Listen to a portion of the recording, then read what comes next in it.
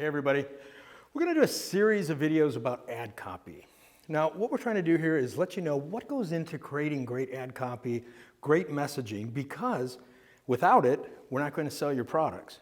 And we need to do that. So what's an example of really good ad copy? Well, an example of good ad copy is something that, let's say a headline, that gets you to pay attention and read into the ad, or maybe watch the video. Maybe a headline like, Donald Trump wants to help you sell more product. Maybe that might get you to watch a video. So what we're going to talk about today is, and we're going to try to move quick, we're going to talk about what we do here at the agency. So if you look at a 30-second TV commercial radio spot, there's about 80 words on that page. Now, how long does it take to type 80 words? Well, it depends who's typing it, but probably a couple of minutes. But in reality, to create a perfect 80 words can take hours and hours, if not days. I will tell you that sometimes when you look at those 80 words, there could be one word on there that we might spend the next 2 hours debating, trying to find what's the perfect word. What is it that's going to elicit that action, that emotion, that's going to make that person, that consumer that sees it, take action and buy your product? So how do we know what words to put in? Well, that's what we're going to talk about. One of the things we use is a couple of items. One is called Ericksonian theory. And Ericksonian theory is from Milton Erickson, who's a very famous psychologist, psychiatrist from the past, if any of you have been to psych school before. And basically, it is the theory of using words and cadence and style to be able to elicit action in people. Now, out of Ericksonian's work came Neuro-linguistics programming, which was developed by a couple of guys named Bandler and Grindler. And NLP, as it's known, is kind of what it really says. Neuro, brain, linguistics, language, programming. How can I use words to program somebody's brain? That's what we're looking to do. So you may not be familiar with it, but there are a lot of people using it. So an example of neuro-linguistics programming is Anthony Robbins, Tony Robbins. Most of you are probably familiar with him. Tony is a master at this. Now, how is Donald Trump going to help you sell more product? Well, that's what we're going to get to, because Donald Trump, by the way, happens to have been trained in how to speak by Tony Robbins. Who else did Tony Robbins train? Tony Robbins trained Bill Clinton. So we're going to work on something called subjective conscious experience. What that means is we need to recognize that whenever we're talking to someone, whether it's in person, whether it's on a video like this, radio, print, whatever the case is, every person has their own subjective consciousness or reality. So even though there could be 100 people watching this video right now, everybody's seeing it a little bit different. Everybody's hearing something a little bit different. So we need to take that into account. Now, when we're working on this, we want to try to deal with visual, audio, tactile, feeling, smell, taste. The more of those senses that we can bring in, the better, the more emotional experience we're going to have, the more connection we're going to have.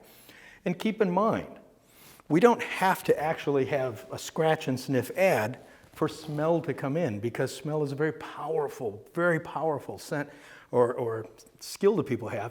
And you can remind someone of what smell does. So if I say to you, can you just imagine what your coffee smells like in the morning when the brewer first comes on and the water first starts to drip through it? You start to be able to smell the coffee, even though obviously we're on a video and you're not smelling any coffee. So what we're going to cover is we're going to talk about how do we use all of this to elicit a response. So the first thing we want to do is we want to talk to people in visual aspects. We want people to think in pictures. So an example would be, if we have a child sitting at the table and we tell this kid, don't throw your food on the floor. You know what's going to happen. You're going to walk away from the table, you're going to come back, and food's going to be on the floor. Why did the kid throw the food on the floor? You said, don't throw the food on the floor. The reason is because food is a visual anchor. I know what food looks like, even as a kid. Floor is a visual anchor. I know what my floor looks like. Throw is an action. And I am action-driven. That's kinesthetic, motion. Motion's important. So the kid takes food, throws it on the floor. And the reason that the kid does that is because you said, don't throw the food on the floor. And don't is an abstract. And the child doesn't have a visual picture to put into his or her head that represents an abstract. So the child can't have a picture of don't, because don't is inaction. So we want to avoid that. So in the case of the kid, what we really want to do is say, keep your food on the table. Because the kid's going to say, okay, food table, I get it. Food's supposed to stay on the table. Trust me, it works. If you get any little kids, try it. So, Donald Trump's going to help you sell product. How's he going to do that? Now, first off, I doubt he's going to go out and promote your product. Secondly, trust me, I'm not here to promote Donald Trump. But what I want you to do is I want you to pay attention to him when he's talking. And you're going to see how he uses neuro-linguistics programming to sell. So, let's use an example. An example we will use is immigration. So we go to one of the other candidates, and we say, how are you going to deal with immigration? And they're going to say, immigration is very complicated. We have 11.5 million people that are illegally in this country. But these people are part of the fabric of America. We have to find a way for them to be able to live the American dream. We have to find a way for them to become part of the country while not allowing them to violate our rules, and so on and so forth. Very conceptual. You think about a lot of what I just said, no visual pictures. Mr. Trump, what are you going to do about immigration? I'm going to build a wall. It's a really big wall. It's really long. It's going to go all the way across Mexico. And the Mexicans will pay for it, and they're going to love it. Now, notice what he did. I'm going to build a wall. Your brain gives you a wall. It's a really big wall. In your brain, you actually see the wall get bigger. It's really long. It's going to run all the way across Mexico.